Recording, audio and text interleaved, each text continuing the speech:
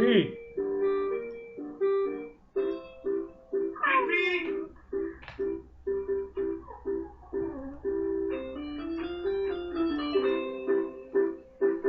Je suis le plus grand des chanteurs, qui chante fort comme une casserole. Comment la poule, hein?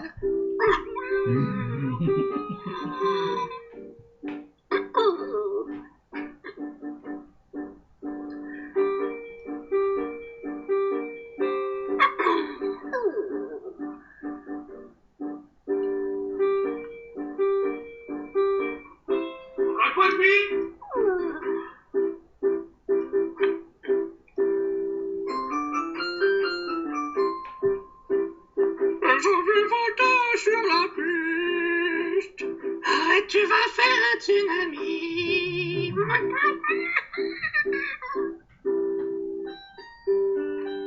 La poule! Eh ouais. La poule! Eh quoi? Tombé!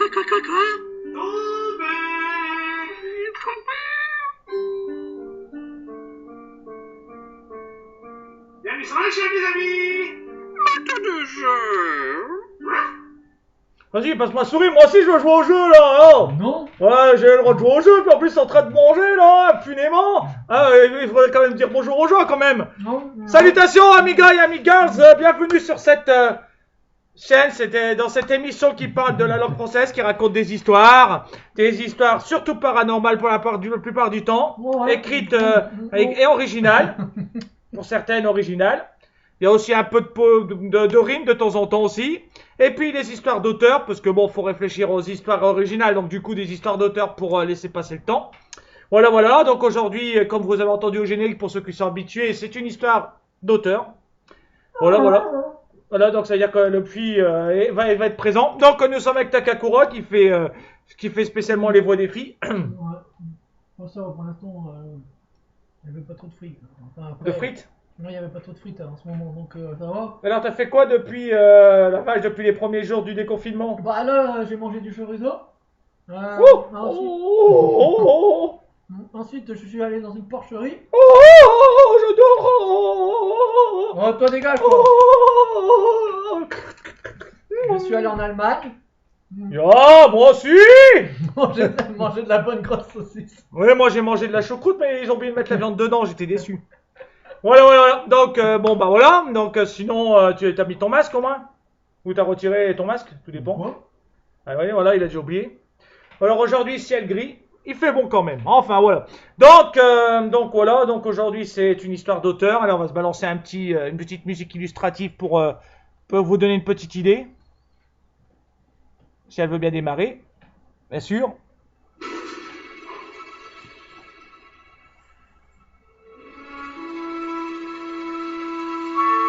Ah tiens, c'est un moment pour Ranzo, curieusement. La musique, hein, je veux dire.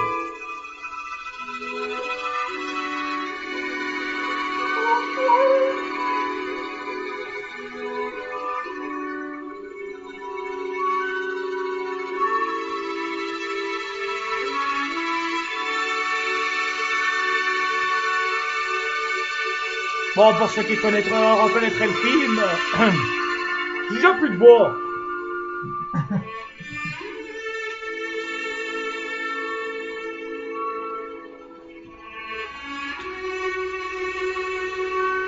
Donc, pour ceux qui reconnaîtraient la musique de ce film, c'est le 2001, l'Odyssée de l'espace. Pourquoi cette musique? Parce que dans ce film, on voyage dans le temps. On voyage on voyage dans le temps, on voyage dans les époques, on voyage dans l'espace aussi. Bon alors donc c'est un film qui a été écrit en 1960, j'ai un trou de mémoire, 1968. Pareil, il a été écrit n'importe quoi. A été réalisé plutôt en 1968 par Stanley Kubrick. Alors c'est devenu un film culte, qu'on aime ou qu'on n'aime pas. Malheureusement, je l'ai vu à l'école et à l'époque j'ai pas aimé. Peut-être qu'il faudrait que je le regarde en tant qu'adulte, va savoir.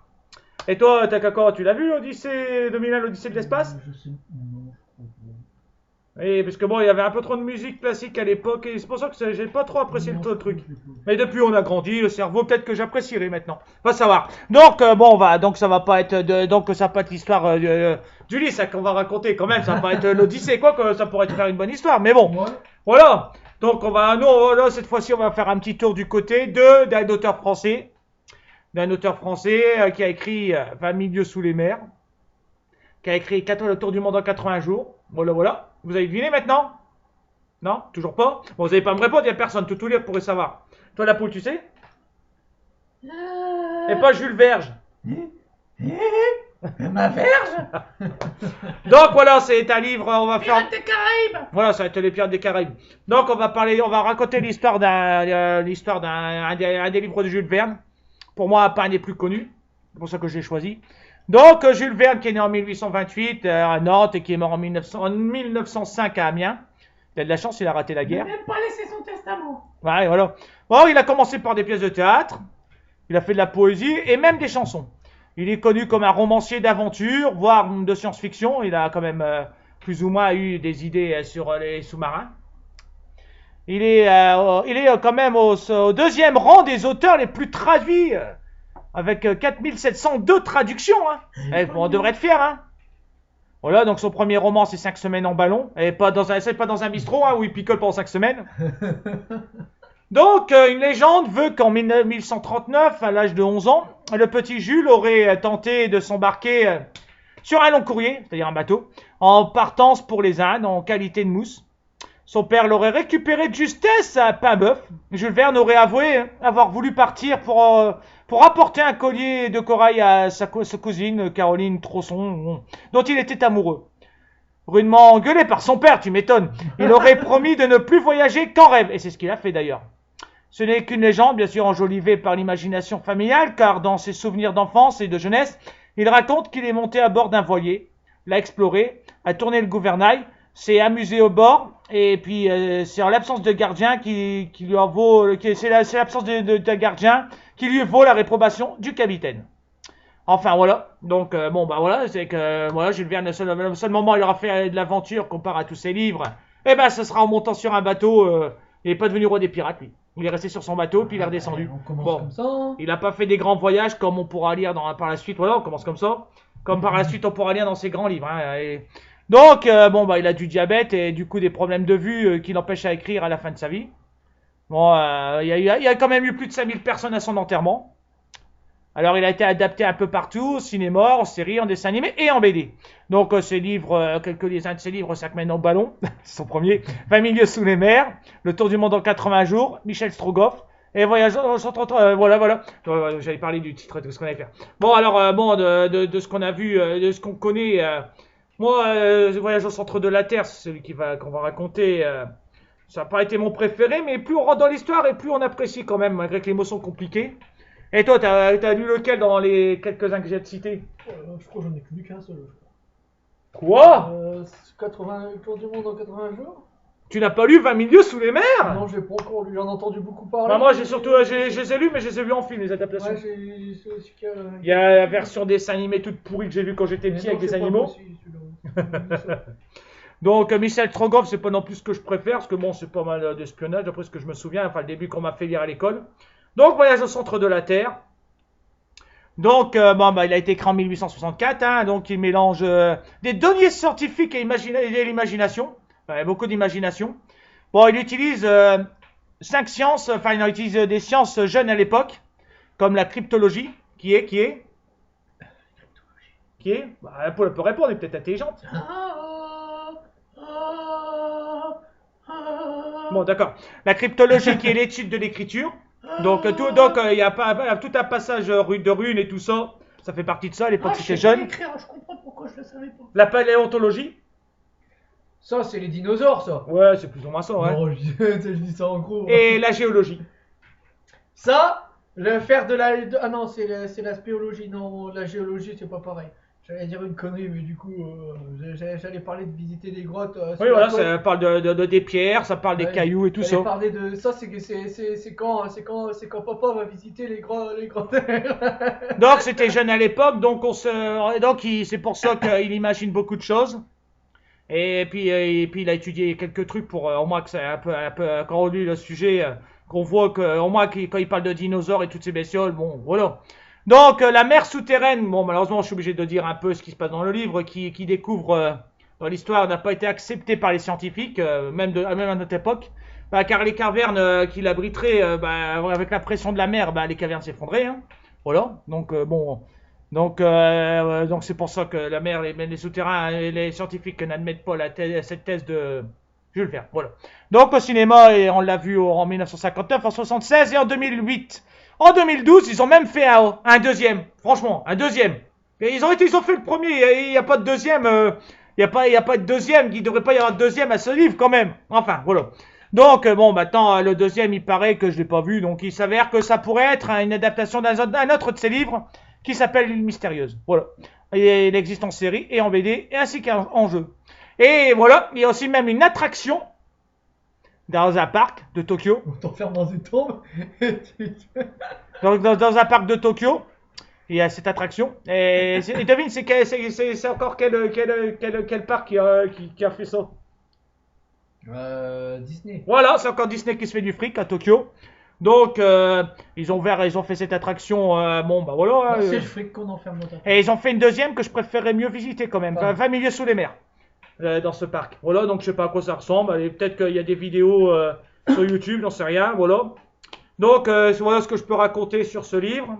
Si vous voulez plus d'infos, bah, allez regarder les adaptations en film que j'ai pas vues.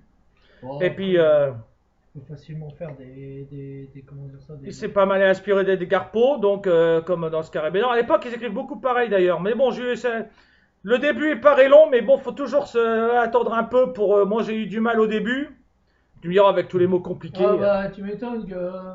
Donc, c'est un Français, Jules Verne, et puis il nous fout des personnages allemands. Donc, on a du mal avec les mots allemands, et plus le texte avance, et plus les mots sont compliqués, parce qu'après, ils sont en islandais. Une langue que je ne connais pas, j'ai pas fait d'allemand. Bon, Takakura, il a fait de l'allemand. Il a dormi en allemand. Oui, voilà, j'ai dormi en allemand, donc mon accent, il y a des lettres qu'il faut pas prononcer, certaines qu'il faut prononcer. Et moi, je parle aucun mot en allemand, donc pardonnez-nous pour tous ces problèmes de lettres. Et puis, il y a le passage runique. Désolé, parce que le passage runique, c'est carrément du grand délire. Mais bon, voilà, donc la première partie aujourd'hui. Donc, vous êtes prêts? La poule est prête, le puits? Ah oui, je vais tout lire. Voilà, donc il va tout lire. En chantant. À part mes passages. Moi, bah d'accord, c'est une comédie musicale. Donc, accrochez-vous pour la première partie de cette aventure qui va durer à peu près une vingtaine d'épisodes. Donc, on a de quoi faire, ce qui laisse le temps d'écrire une nouvelle histoire. Donc, voilà. Alors, on est parti. On aura fini à peu près, ça dépend, en fin juin ou en milieu juin. Tout dépendra de nos périodes de lecture. Voilà. Donc, accrochez-vous. Nous avons un personnage de l'oncle qui est un bon petit agité. Il y a pas mal d'humour quand même pour l'époque. Jules Verne, je ne pensais pas aussi drôle. Bon, je connais, mais bon, voilà quoi. Donc, voilà. Et bien sûr, avec l'accent allemand, c'est rare que les Allemands font de l'humour. Donc c'est difficile. Bon, excusez-nous pour l'accent allemand qui va encore arriver. Que je risque encore de me tromper beaucoup dans les mots parce que des fois, j'essaie de lire un peu plus vite pour essayer de faire justement le caractère, l'enthousiasme de l'oncle. Enfin, voilà. Faire un peu plus c'est un petit nerveux, un petit impatient. Et en lisant trop vite, moi je suis tranquille. En parlant trop vite, mais justement, mais dans un sens, c'est bien aussi de se tromper parce que comme t'as. D'ailleurs, à la base, on devait faire deux rôles, 2-3 rôles. Enfin, il y en a pas beaucoup de rôles. Je devais faire le rôle du neveu. Et le neveu se tape à peu près 650 pages et l'oncle se tape le reste. Bah, c'est bien. Donc, du coup, j'ai coupé le texte, ce qui fait que la narration, des moments, c'est Takakura qui la fera. Une fois sur deux, quoi. Donc, ma voix à moi, elle changera avec celle de Takakura, on n'est pas obligé de s'imiter. Oui. Tant qu'on reconnaît que c'est le neveu, c'est le principal. Ça sera peut-être le puits qui lira aussi. Voilà, on verra bien. Donc, allez, accrochez-vous. Voilà. Et puis, pardon pour l'accent allemand, c'est pour donner vie au texte. Ça vous fait un peu une petite série à écouter, une série radio, comme à l'époque où la télé n'existait pas encore. Alors allongez-vous ou levez-vous. Ne buvez pas de café parce que quand Takakura se trompe sur une phrase, et puis si un Allemand que je le récupère au vol, et ça risque d'être amusant. Si un Allemand ou un Islandais qui passe par là. Islandais, pas encore maintenant. Oui, excusez-nous pour eux. Si une ou plusieurs Allemands, bon, à part Papa Schultz, parce qu'il a tout bouffé. Islandais ou un petit latin. Si ça plaît pas le truc, l'accent et tout, vous pouvez postuler comme ça on pourra refaire le rôle avec vous dedans. Ouais, bon, bien sûr. Nous on parlera plus beaucoup du coup, parce qu'il fera tout seul. Ouais. Voilà. Non mais ils seront derrière pour dire les mots qui sont compliqués à dire. Voilà. Allez, c'est parti. 5, 4, 3, 2, 1, chapitre 1. Ouais, bon. Sinon, moi les voyages. Je préfère ce substance, hein. Tu m'étonnes. Et si vous voyez Ok, ce que je veux dire... Tu veux que je te mette ma grosse seringue dans... Oh, mais Gringrin! Oh, c'est pas parce que t'as fait le rôle d'un Dr. Jekyll tout défoncé, hein? La drogue. Ya, le 24 mai 1863, un dimanche, mon oncle, le professeur Lindenbrock, revint précipitamment vers sa petite maison, située au numéro 19 de Koningsstrasse, l'une des plus anciennes rues du vieux quartier de Hambourg, La bonne Marthe dut se croire fort en retard, car le dîner commençait à peine à chanter sur le fourneau de la cuisine, Bon, me dis-je, si la femme, mon oncle, qui est le plus impatient des hommes, va pousser des cris de détresse. De Jean? Monsieur Lindenbrock? S'écria la bonne, Marthe, stupéfaite, en entrebâillant la porte de la salle à manger. Ya oui, Marthe, mais le dîner a le droit de ne point être cuit, car il n'est que 2 heures. La demi vient à peine de sonner à Saint-Michel. Et je parie que c'est ma gueule qui va encore faire l'esclave. Alors? Pourquoi? Monsieur Lindenbrock? Entres-tu?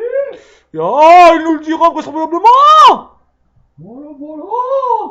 Je me sens, monsieur Axel. Vous lui ferez entendre raison. Ya, et la bonne Marthe regagna son laboratoire culinaire, je restais seul, mais de faire entendre raison au plus irascible des professeurs, c'est ce que mon caractère un peu indécis me permettait pas, Ainsi, je me préparais à regagner prudemment ma petite chambre du haut, quand la porte de la rue cria sur ses gonds, de grands pieds firent craquer, l'escalier de bois et le maître de la maison, traversant la salle à manger, se précipita aussitôt dans son cabinet de travail. Mais pendant ce rapide passage, il avait jeté dans un coin sa canne à tête de casse-noisette, sur la table son large chapeau à poils rebroussé, et à son neveu, ces paroles retentissantes. Je n'avais pas eu le temps de bouger que le professeur me criait déjà avec un vif accent d'impatience, Bon, bien, tu n'es pas encore ici? Je m'élançai dans le cabinet de mon redoutable maître, Otto Lindenbrock n'était pas un méchant homme, j'en conviens volontiers.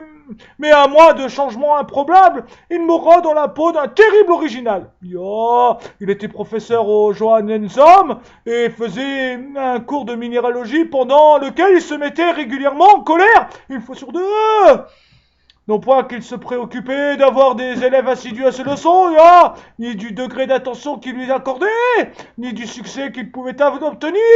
Par la suite, ces détails ne l'inquiétaient guère. Il professait subjectivement, suivant une expression de philosophie allemande, pour lui et non pour les autres. C'était un savant égoïste, un puits de science.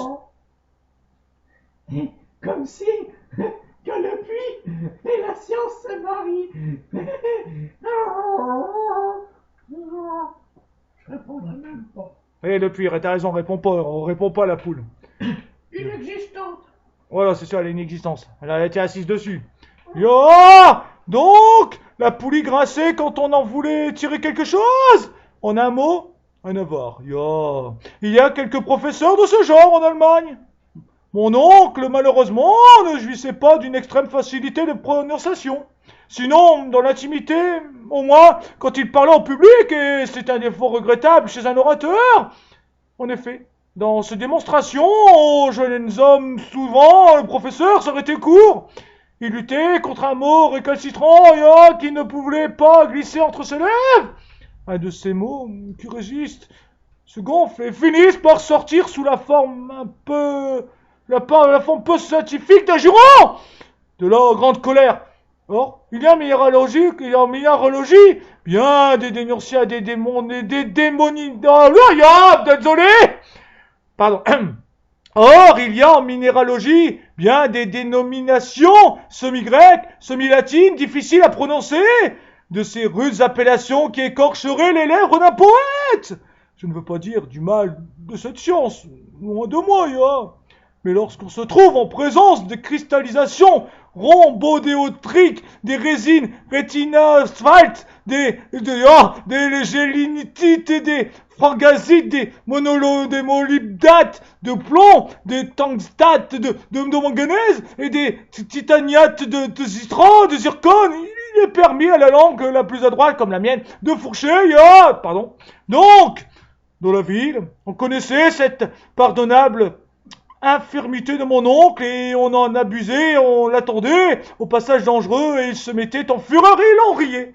Ce qui n'est pas de bon goût, mais pour les Allemands, qui n'ont pas d'humour, et il y avait toujours grandes affluences d'auditeurs au cours de Lindenbrock, combien les suivaient assidûment, qui venaient surtout pour se dérider aux belles colères du professeur.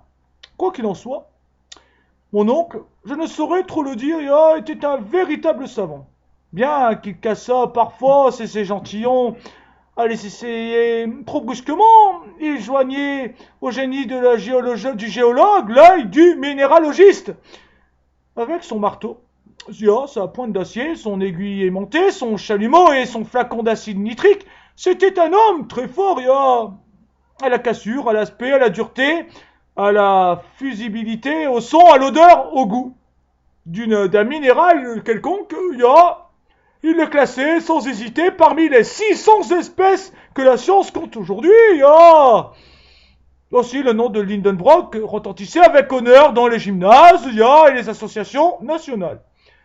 Monsieur Humphrey, David, Humboldt, les capitaines Franklin et Sabine ne manquèrent pas de lui rendre visite à leur passage à Hambourg, Monsieur Becquerel, Debelden, Brewster, Dumas, Milne, Edward Saint-Clair, Deville aimait à le consulter sur des questions les plus palpitantes de la chimie, Cette science lui devait d'assez belles découvertes.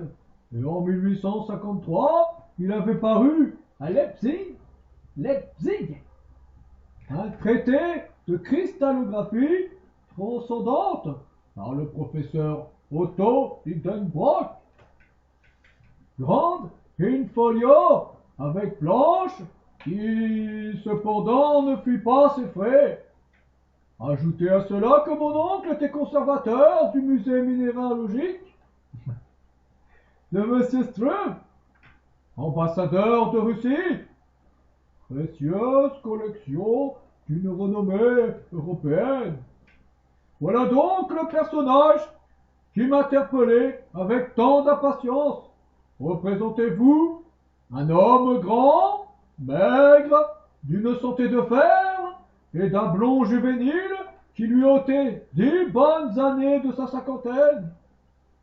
Ses gros yeux roulaient sans cesse derrière des lunettes considérables. Son nez long et mince ressemblait à une lame affilée. Les méchants prétendaient même qu'il était aimanté et qu'il attirait la limaille de fer. Pure calomnie! Il n'attirait que le tabac, mais en grande abondance, pour ne point mentir. Quand j'aurais ajouté que mon oncle faisait des enjambées mathématiques d'une demi-toise, et si je dis qu'en marchant il tenait ses poings solidement fermés, signe d'un tempérament impétueux, on le connaîtra assez pour ne pas se montrer friand de sa compagnie. Il demeurait dans sa petite maison de Königswald, une habitation moitié bois, moitié brique. À pignon dentelé, elle donnait sur l'un de ces canaux sinueux qui se croisent au milieu de plus anciens quartiers de Hambourg, que l'incendie de 1842 a heureusement respecté. La vieille maison, penchée un peu, il est vrai, étendait le ventre aux passants. Elle portait son toit incliné sur l'oreille comme la casquette d'un étudiant de la Tugendbund. L'aplomb de ses lignes laissait à désirer, mais en somme, elle se tenait bien grâce à un vieil orme vigoureusement encastré, dans la façade qui poussait, au printemps, ses bourgeons en fleurs à travers les vitraux des fenêtres. Mon oncle ne laissait pas d'être riche pour un professeur allemand. La maison lui appartenait en toute propriété, contenant et contenu. Le contenu, c'était sa filleule, Groben, jeune Virlandaise de 17 ans, la bonne Marthe et moi. En ma double qualité de neveu et d'orphelin, je devins son aide préparateur dans ses expériences. J'avouerai que je mordis avec appétit aux sciences géologiques.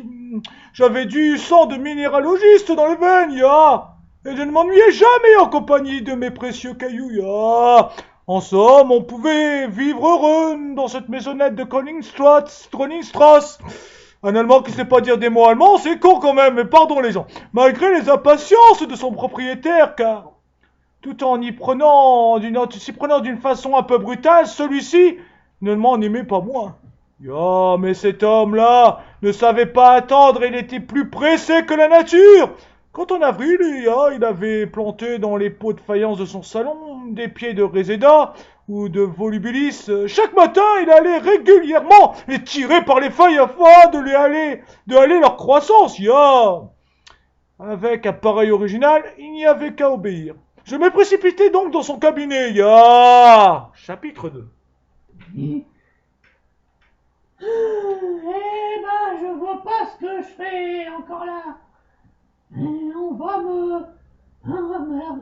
J'en ai marre. On va pas se répéter sur les mecs, hein. Quoique, et la bonne, et la dos... Quoi les abdos? Ce cabinet était un véritable musée. Tous les échantillons du règne minéral s'y trouvaient étiquetés avec l'ordre le plus parfait. Suivant les 3 grandes divisions des minéraux inflammables, métalliques et lithoïdes. Comme je les connaissais, ces bibelots de la science minéralogique, peu de fois, au lieu de muser avec des garçons de mon âge, La poule, tais-toi. Quelle grosse. Je m'étais plus à épousseter ces graphites, ces anthracites, ces houilles, ces lignites, Les malous.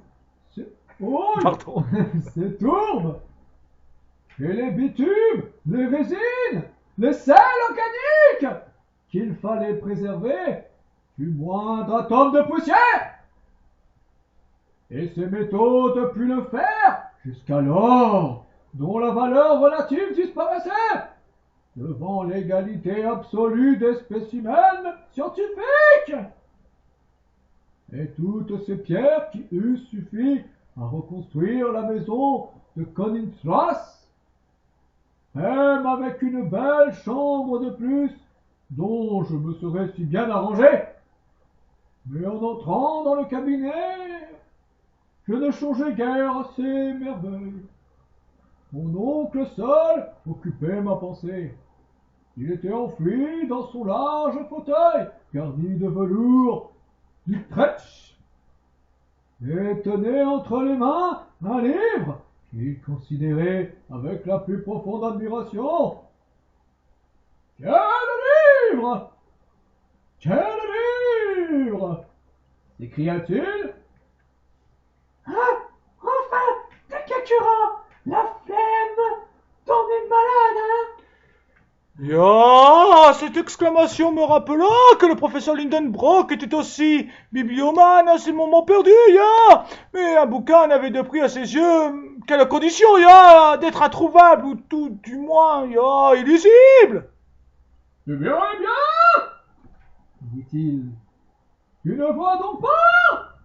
Mais c'est un trésor inestimable que j'ai rencontré ce matin en furetant dans la boutique du juif Héméliès. Oh, magnifique, répondis-je avec un enthousiasme. Ah, commandé. En effet, à quoi bon ce trésor pour un vieil... un carton dans le dos et les plats semblés faits d'un veau grossier, un bouquin jaunâtre auquel pendait un signe décoloré. Cependant, les interjections admiratives du professeur ne discontinuaient pas. Quoi?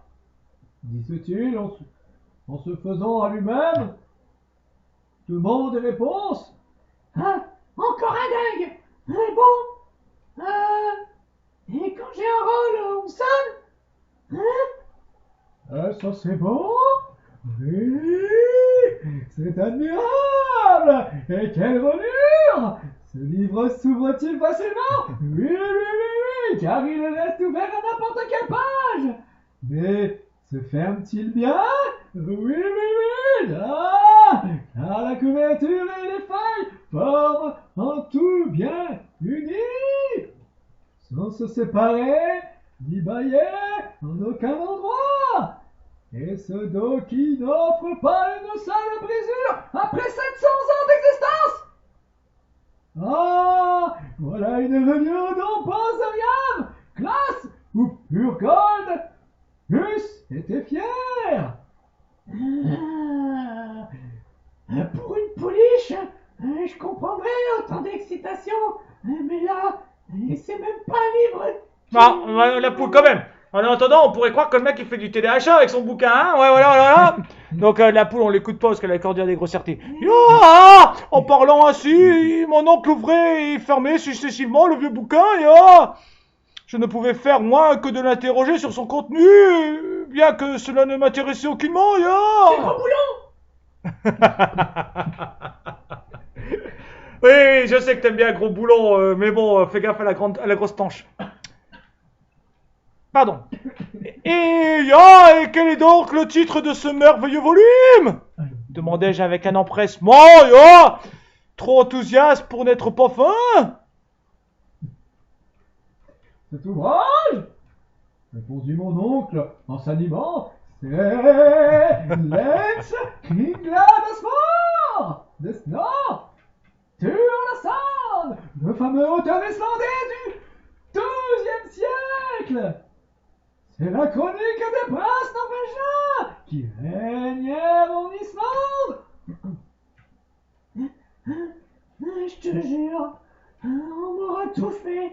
Après les portes et les fenêtres, tout un plan pour un gribouillis écrit par des mecs qu'on sait même pas dire leur nom. M'étonne. Vraiment? M'écriai-je de mon mieux. Et sans doute, c'est une traduction en langue allemande? Et dire que dans, 50 piges, le moustachu va tout faire cramer. Bon, on fait pas de politique, la poule, on parle pas d'Hitler. Pardon. Bon, riposta vivement le professeur. Une traduction. Et qu'en ferais-je de ta traduction? Qui se soucie de ta traduction? Ceci est un ouvrage original en langue islandaise. Ce magnifique idiome, riche et simple à la fois, qui autorise les combinaisons grammaticales les plus variées et de nombreuses modifications d'avant. Comme le mot? Insinuai-je avec insinuai-je, j'ai perdu le personnage, pardon. Comme le mot? Insinuai-je avec un assez de bonheur? Oui, répondit mon oncle, en haussant les épaules sans compter que la langue islandaise admet les trois genres, comme le grec, et décline les noms propres, comme le latin. Oh! Fis-je un peu ébranlé dans mon indifférence, Et les caractères de ce livre, me sont-ils beaux, Le vieux, il en a rien à battre de ton truc. Tiens, parlons plutôt au papy dans son placard. Oh! Ta gueule, Arsolino, tiens la salade! Non! de caractère qui te parle de caractère, malheureux Hudson! Il s'agit bien de caractère. Ah, tu prends cela pour un imprimé? Ignorant, c'est un manuscrit. Et un manuscrit unique. Ah, runique? Oui, vas-tu me demander maintenant de t'expliquer ça va? Je m'en garderai bien, ya! Et plus qu'ai-je avec l'accent d'un homme blessé dans son amour-propre? Mais mon oncle continua de plus belle et m'instruisit, malgré moi, des choses que je ne tenais guère à savoir. Reprit-il, étaient des caractères d'écriture usités autrefois en Islande, et suivant la tradition, ils furent inventés par Odin lui-même. Et regarde donc, admire donc, impie, ces types qui sont sortis de l'imagination d'un dieu. Ya, ma foi, faute de runique, j'allais me prosterner. Genre de réponse qui doit plaire au dieu comme au roi, car elle a l'avantage de ne jamais les embarrasser, quand un incident vint détourner le cours de la conversation. Ce fut l'apparition d'un parchemin crasseux qui glissa du bouquin et tomba à terre. Mon oncle, se précipita sur ce brimborion avec une avidité facile à comprendre. Un vieux document, enfermé peut-être depuis un temps immémorial dans un vieux livre, ne pouvait manquer d'avoir un haut prix à ses yeux. Ah, la carte au trésor. Je reviens. Qu'est-ce que c'est que ça?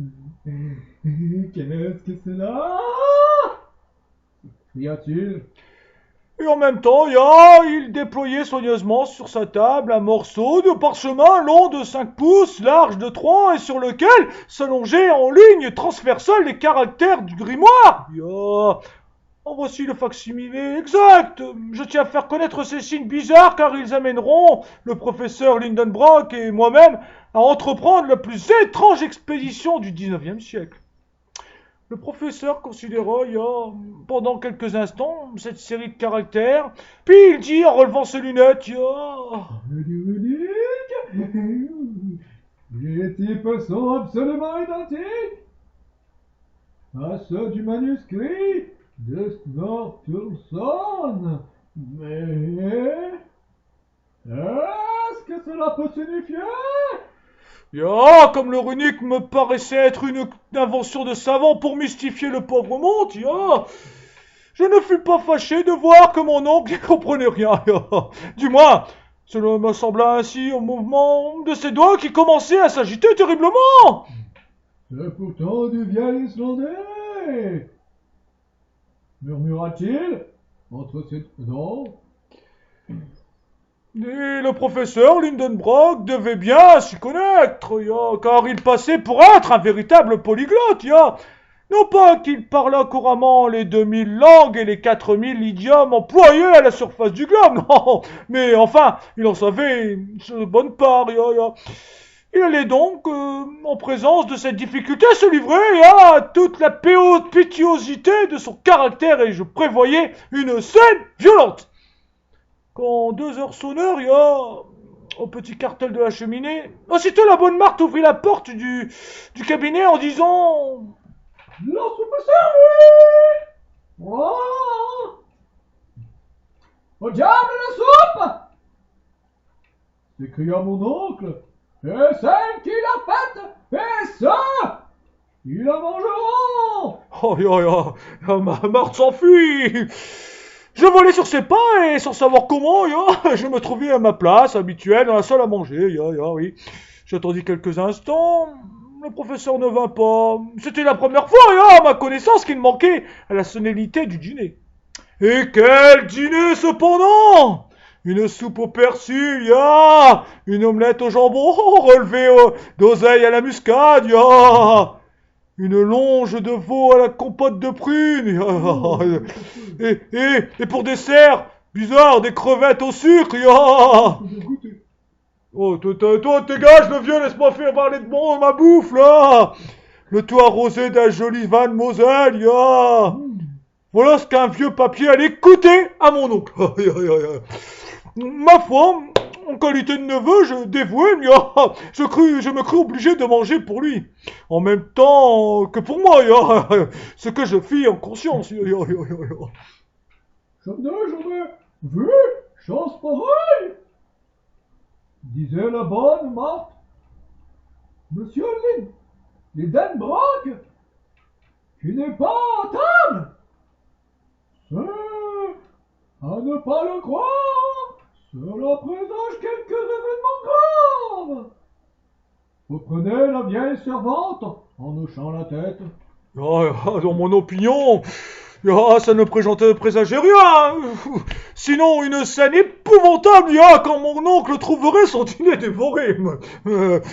J'en étais à ma dernière crevette, lorsqu'une voix retentissante m'arracha aux voluptés du dessert. Je ne fis qu'un bond de la salle dans le cabinet. Chapitre 3. C'est évident. Du runique. C'est évidemment du runique, disait le professeur en fronçant le sourcil. Mais il y a un secret, et je le découvrirai, sinon... D'un geste violent, il acheva sa pensée. Mais voilà, ajouta-t-il en indiquant la table du poing, et écrit. En un instant, je fus pris. Maintenant, je vais te dicter chaque lettre de notre alphabet qui correspond à l'un de ces caractères islandais. Nous verrons ce que cela donnera, mais pas Saint-Michel, garde-toi bien de te tromper. C'est ça. Écris mon trésor, esclave. Et te cours pas. La dictée commença. Je m'appliquai de mon mieux. Chaque lettre fut appelée l'une après l'autre et forma la compréhensible succession des mots suivants. Quand ce travail fut terminé, mon oncle prit vivement la feuille sur laquelle je venais d'écrire et l'examina longtemps avec attention. Qu'est-ce que cela veut dire? Répétait-il machinalement. Sur l'honneur, je n'aurais pas pu le lui apprendre. D'ailleurs, il ne m'interrogea pas à cet égard et il continua de se parler à lui-même. C'est ce que nous appelons un cryptogramme, disait-il, dans lequel le sens est caché sous des lettres brouillées, un dessin qui, convenablement disposé, formerait une phrase intelligible. Quand je pense qu'il y a là peut-être l'explication ou l'indication d'une grande découverte. Ouais, découvrez et donnez. Pour mon compte, je pensais qu'il n'y avait absolument rien. Mais je gardais prudemment mon opinion. Le professeur prit alors le livre et le parchemin et les compara tous les deux.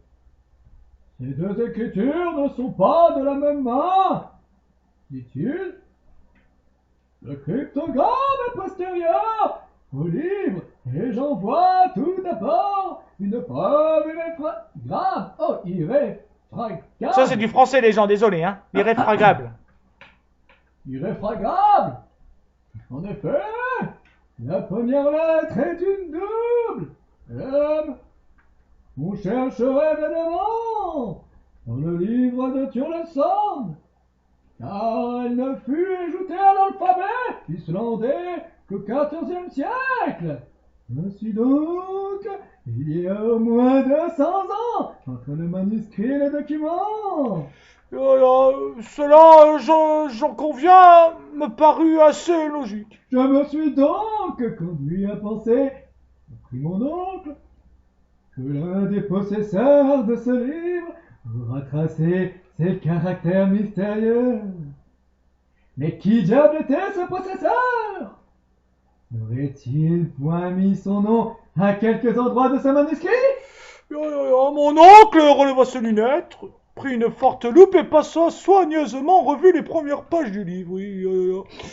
Au verso de la seconde, celle du faux titre, il découvrit une sorte de macule qui faisait à l'œil l'effet d'une tache d'encre. Oui, cependant, en y regardant de près, on distinguait quelques caractères à demi effacés. Mon oncle comprit que là était le point intéressant. Il s'acharna là, donc, sur la macule, et sa grosse loupe aidant, il finit par reconnaître les signes que voici, caractères runiques qu'il eut sans hésiter. Oh, ça que nous sommes! S'écria-t-il d'un ton triomphant. Mais c'est un nom! Cela est un nom islandais encore! Celui d'un savant du XVIe siècle! Un alchimiste célèbre! Je regardais mon oncle avec une certaine admiration. Ces alchimistes! Reprit-il. Avicenne, Bacon, Lol, Paracelse étaient les seuls savants de leur époque.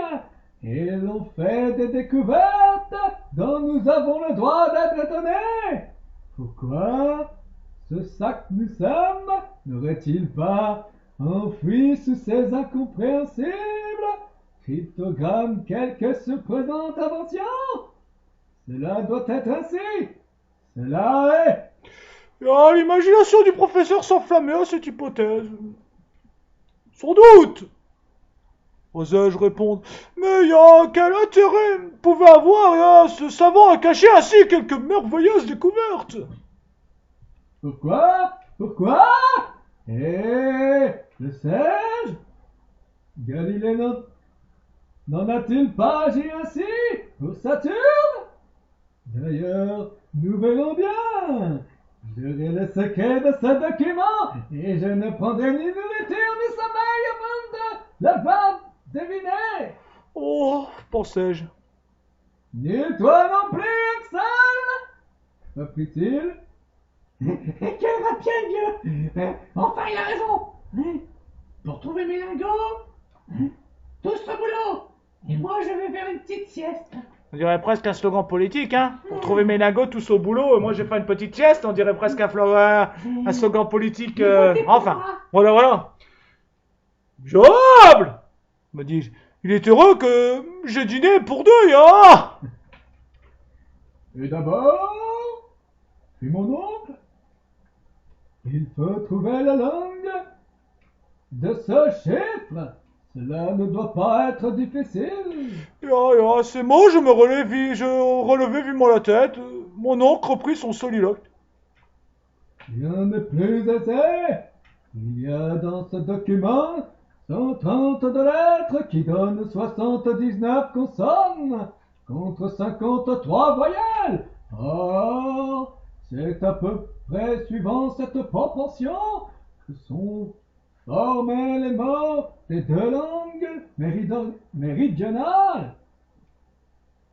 Tandis que les idiomes du Nord sont infiniment plus riches en consonnes. Il s'agit donc de langage du Midi. Ces conclusions étaient fort justes. Mais quelle est cette langue? C'est là que j'attendais mon savant, chez lequel, cependant, je découvrais un profond analyste. Ce sac, nous sommes, reprit-il, était un homme instruit. Or, et qu'il n'écrivait pas dans sa langue maternelle, il devait choisir de préférence la langue courante entre les esprits cultivés du XVIe siècle. Je veux dire le latin. Si je ne me trompe, je pourrais essayer de l'espagnol, du français, de l'italien, du grec ou de l'hébreu. Mais les savants du XVIe siècle écrivaient généralement en latin. J'ai donc le droit de dire a priori ceci est du latin. Je sautais sur ma chaise. Mes souvenirs de latiniste se révoltaient contre la prétention que cette suite de mots baroques pût appartenir à la douce langue de Virgile. Et du latin, reprit mon oncle. et du latin brouillé. Brouillé? Comme mes œufs? Mais pourquoi se prendre la tête? Ah, C'est sûr que tu nous prends la tête, la poule, surtout que tu parles de tes œufs brouillés, on s'en Et toi, fout. toi Hein. Vraiment, c'est pas intéressant, hein, tes œufs brouillés. Ah, la bonne heure, pensais-je. Pensais-je, si tu le débrouilles, tu seras fin, mon oncle. Examinons bien, dit-il, en reprenant la feuille sur laquelle j'avais écrit. Voilà une série de 132 lettres qui se présentent sous un désordre apparent. Il y a des mots où les consonnes se rencontrent seules, comme le premier M.R.L.L.L.S. D'autres où les voyelles, au contraire, abondent. Le cinquième, par exemple, U-N-T-E-I-E-F. Ou l'avant-dernière, O-S, O-S, I-O. Or, cette disposition n'est évidemment pas déterminée. Elle est donnée mathématiquement par la raison inconnue qui a présidé à la concession. La succession, pardon, les gens. À la succession de ces lettres, qui me paraît certain que la phrase primitive a été écrite régulièrement, puis retournée suivant une loi qu'il faut découvrir. Celui qui posséderait la clé de ce chiffre le lirait couramment. Mais quelle est cette clé? Axel, as-tu cette clé? À cette question, je ne répondis rien, et pour cause. Mais regarde, s'était arrêté sur un charmant portrait suspendu au mur. Le portrait de Grobonne. La pupille de mon oncle se trouvait à l'heure halte, chez une de ses parentes, et son absence me rendait fort triste, car, je puis l'avouer maintenant, la jolie Virlandaise et le neveu du professeur s'aimaient avec toute la patience et toute la tranquillité allemande, pour ça, au lieu de penser au cul là, vous pensez pognon. Nous nous étions fiancés à l'insu de mon oncle. Trop géologue pour comprendre de pareils sentiments. Grobonne était une charmante jeune fille blonde aux yeux bleus, d'un caractère un peu grave, d'un esprit un peu sérieux, mais elle n'en aimait pas moins, elle m'en aimait pas moins.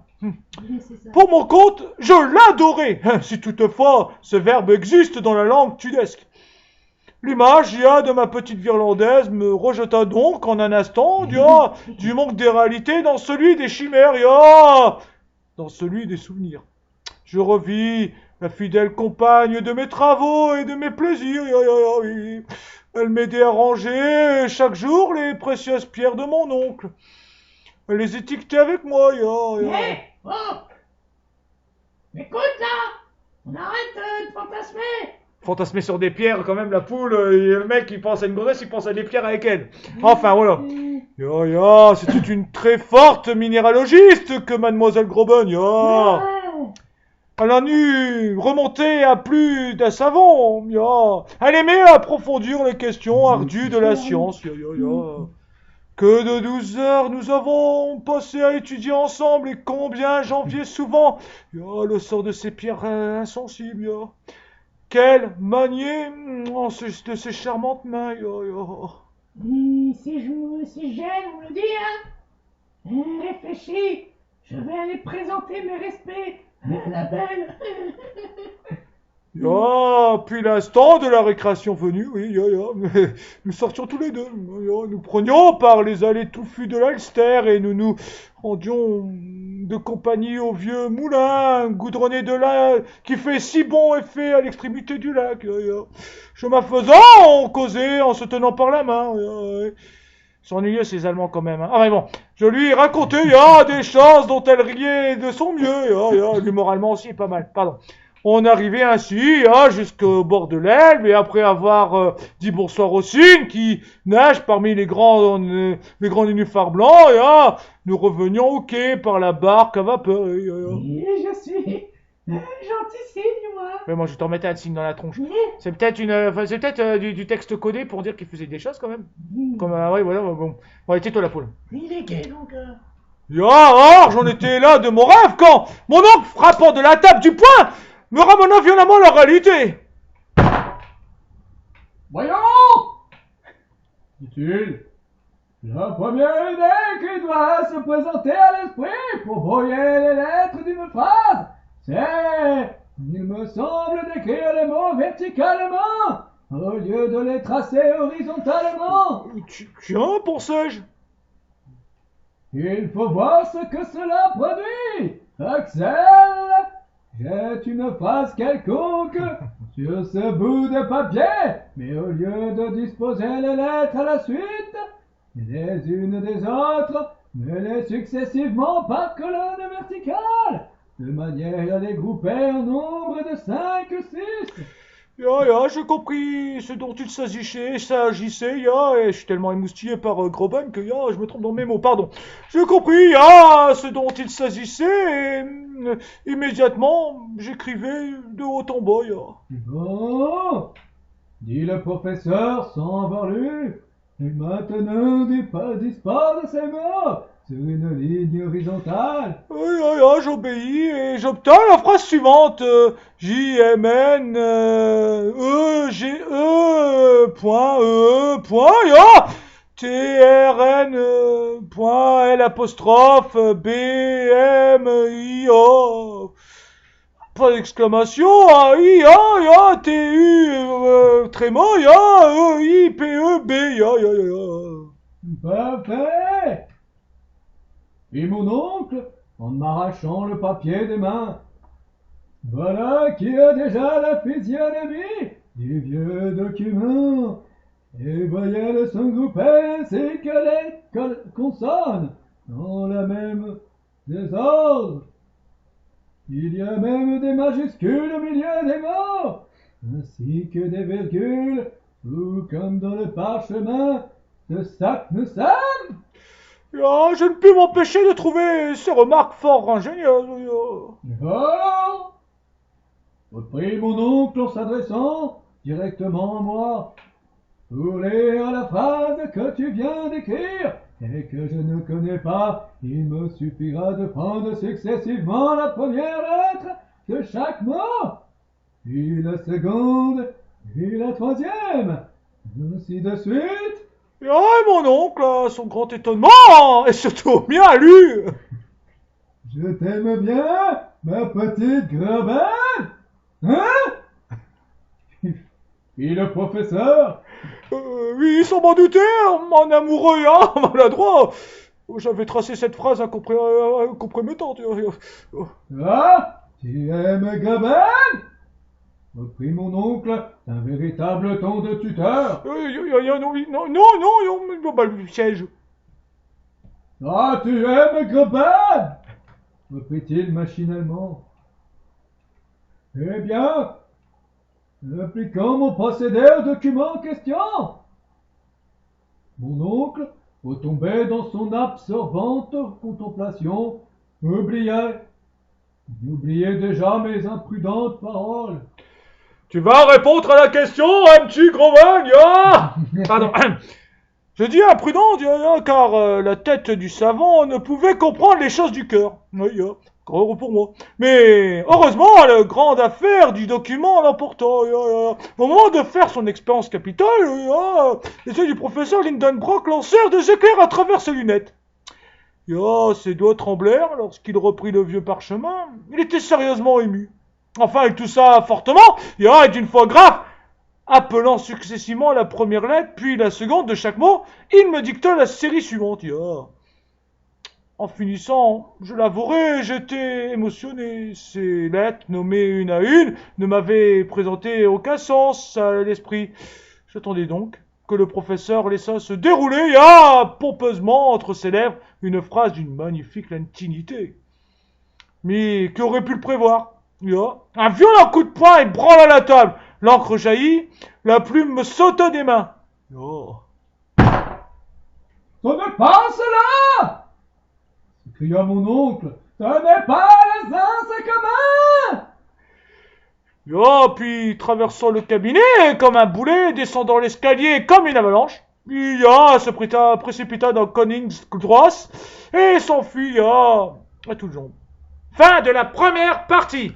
J'espère que ça vous a plu, que l'accent allemand vous a pas gonflé. Parce que bon, bah voilà, et puis que les mots qu'on sait pas dire ne vous ont pas trop gonflé, donc malheureusement il y a quelques petites voyelles par-ci par-là, les passages avec les mots, les mots que pour traduire les mots, pour traduire les phrases sont, c'est que des lettres, donc du coup elles sont dites comme ça. Et puis bon bah après les phrases, vous avez qu'à essayer chez vous. Moi j'ai pas tenté de voir si ça marche comme ça, de prendre une lettre, la première lettre du premier mot, du deuxième, du troisième, je l'ai pas testé. Enfin sans doute que Jules Verne savait ce qu'il faisait quand même. Enfin voilà. Donc j'espère que vous avez bien tout compris cette première partie, qu'on en est pour une fois à 1h02 quand même. Hein. Bon et puis Takakura doit aller courir quand même. Hein? Ah oui, la boulangerie, ouais. C'est ça. Il manquerait plus que ça, c'est pas parce qu'il est 8h15 que hein. On a dit, t'as dit d'aller à la boulangerie. Et bon, je vais me taper quelques petits et encore petits. Donc, bon, bah, la prochaine fois qu'on se verra, on parlera dans certains sujets qu'on doit réfléchir quand même, des conquêtes, des conquérants. Et puis quoi encore, qui dit conquête et conquérant, bah, dit massacre, mais on en reviendra. Oui, le génocide. On parlera et j'ai oublié mon mot. On parlera de mecs qui ont découvert les explorateurs. Voilà. Voilà, des explorateurs! Parce que bon, bah là c'est le sujet, donc on essaiera de parler de ça, de trouver des débats là-dessus qui changeront de nos débats habituels. Voilà, de nos débats habituels que vous connaissez à force. Moi, le grand Criastor! Je vais envahir le monde! Hé, on va envahir le monde. Et là, lui aussi, il va envahir le monde. C'était, il parlait pas comme ça en plus, le pauvre. Ben non, mais C'est moi le grand explorateur. Mais c'est l'accent que je prends quand je vais en conférence pour avoir le pognon! Pognon. Si je parle comme ça devant eux, ils vont avoir peur. C'est sûr. Un pognon. Un drogue. Un pognon. Je sais même plus. Donc, bon, bah, si vous avez des idées pour parler d'explorateurs, pour parler un jour de conquérants, donc souvent qui dit conquête dit, on en reparlera prochaine fois. On va pas gâcher notre plaisir quand même, parce que si on en parle maintenant, il y a plein de parties, donc du coup après on en reviendra toujours à la même chose. Vous savez de quoi hein, qu'on parle la plupart du temps quand on n'a pas d'idées sur les sujets. Je vois pas de quoi tu parles. Mais non, moi non plus, je sais pas. Quand même, j'ai oublié. Moi, je sais qu'on parlait de macarons. On est samedi d'ailleurs, c'est les jours les gilets jaunes. Ouais. Peut-être. Ils existent encore. Faut voir si les macarons sont sortis. Oh, il faut aller voir ça. Et il pleut, ils vont pas sortir quand même, ils vont avoir peur. Faut demander démission aux macarons. Bah là, dernièrement, je me suis mis un masque sur la tronche et puis j'ai failli me taper une hyperventilation parce que leur masque serré sur la bouche. Voilà. Donc la prochaine fois, bah, malheureusement, je crois que quand j'irai au prochain magasin, je mettrai pas de masque. Seulement quand je prendrai le train et quand j'irai chez le docteur un jour. Bon, faut s'acheter un scaphandre. Ouais. Enfin, si c'est pour être livré l'année prochaine. Non, mais tu m'étonnes. D'ailleurs, il faudra que je refasse un tour sur Amazon pour voir si... et ils sont encore en juillet les masques. Et tout ça. Et puis, il faut se livrer les masques de la peste, là, ou je sais plus quoi. À cette époque-là, c'était pas très efficace, hein, tout ça. Mais non, mais c'est bien pour protéger. Bon, enfin, c'était pour protéger. Ils attaquaient les mecs en parlant de conquérants, ils attaquaient ceux qu'ils assiégeaient avec des mecs morts. Ils balançaient avec des catapultes les morts de peste par-dessus des remparts pour tuer les personnes autant que les assiégées. cadavres servent, hein. Voilà, ils faisaient pas de gâchis avec la mort. Voilà, au moins je me dis, bah, même après la mort, et bah, celui qui avait été tué, bah, même après la mort, son nom raisonné, il arrivait à tuer d'autres gens. Il était soldat sans le vouloir. Oui, bah, voilà, quoi, c'est... Bon, alors, qu'est-ce qu'on peut rajouter? Voilà, j'ai plus de voix. Bon, alors, il se fait tard, Takakura doit courir. Quand même, on peut pas rater ça, quand même. Ouais, bon jeu, ouais. C'est ça. Bon, alors, j'espère que n'oubliez pas de mettre des pouces levés vers le haut. Pas de fuck you, pas de pouces vers le bas. Et puis quoi, la prochaine fois, je balancerai un sujet à Takakura et puis il va devoir répondre à l'improviste, comme ça, sur, je sais pas encore, les explorateurs, les conquérants, je sais pas encore, je verrai bien. Moi La poule, elle sera pas là. Ouais, c'est ça. Déjà, là, j'ai rien dit, là. Bon, arrête, t'as pas arrêté, tu nous coupes à chaque fois. C'est bon, j'ai dit 3 mots. Là, vous avez pas arrêté de parler. Blablabla. Bah, c'est pas nous qui parlons, c'est le professeur et son neveu. Ouais, le qui raconte sa vie, là, avec sa grosse tanche, là. Donc, laissez un jour un commentaire si vous aimez Jules Verne, et puis si vous trouvez qu'on la raconte bien, ou si vous trouvez que c'est pourri, ben, achetez le livre, hein, voilà. Et puis, tout lire, vous faire un coup des choses, et puis quoi? Surtout, protégez-vous pas, c'est comme vous voulez. Ne refilez pas la maladie, ça serait bien. Ouais, Profitez du confinement, sortez couvert. Hein. voilà. Y a pas de colis qu'il faut sortir couvert. Hein. Profitez du confinement, profitez de la liberté tant qu'il y en a. Un jour viendra où voilà, il n'y en aura plus. Et puis vous devrez bosser comme... Voilà. On va pas parler de Macron quand même. Allez, ça y est. Alors on rajoute quoi la poule? Eh ben, on rajoute. Vous pouvez aller sur ma chaîne quand j'aurai dégagé ces deux-là. La prochaine vidéo, y a que moi qui parlera. La prochaine, bah, ça sera au centre de... Voyage au centre de la Terre partie 2, avec la poule qui le lira. Ouais, c'est ça. Voyage au centre de la Terre où la poule veut absolument son trésor. Mais bon. Ouais, enfin, je raconte pas la fin quand même, ça se fait pas. Allez. Donc, Takakura, prépare tes pompes. Tu les as mis d'ailleurs? Non. Regarde-toi, il a même pas mis ses pompes. À la prochaine!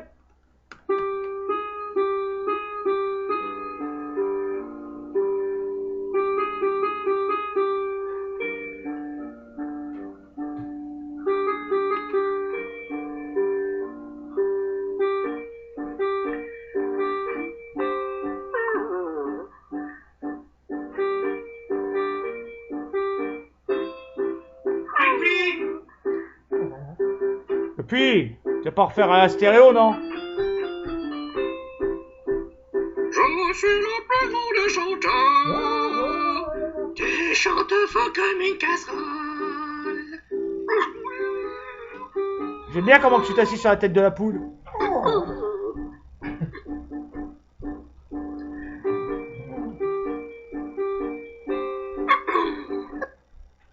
Ah! Bien fait. La poule a fait sauter le disque!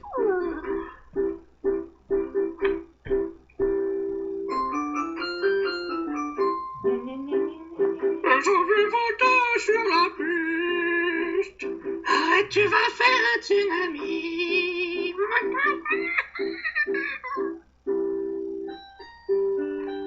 La poule. Eh ouais. La poule. Eh quoi. Tombé.